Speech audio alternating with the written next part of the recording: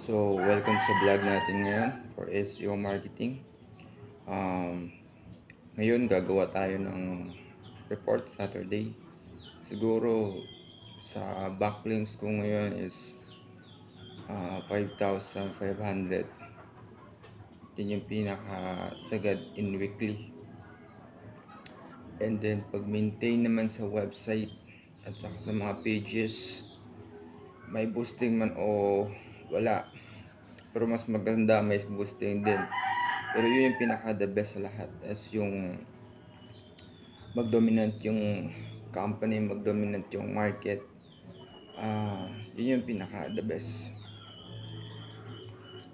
Wala akong masabi sa market ko ngayon kasi sa market ko 2017 to 2019 sobrang baba pa ng ng graphs. Pero ngayon, grabe, lahat ng mga company na madadaanan ko sa isang services na parehas sa uh, tinatrabaho ko, natatabunan talaga sila. Natatabunan talaga sila dun sa Facebook. So, sa Facebook talaga ako nag-dominant sa market.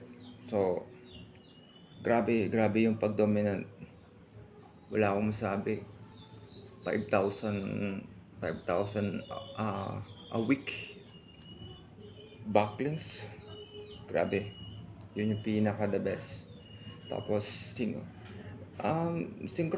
may synchronize algorithm. Yun yung pinaka the best.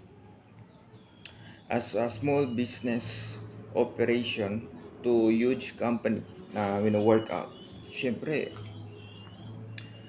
parang same lang depende lang talaga yan sa paano mo tatarbahuin. So ngayon, yun yung pinaka the best sa lahat na mag-dominant sa Facebook market.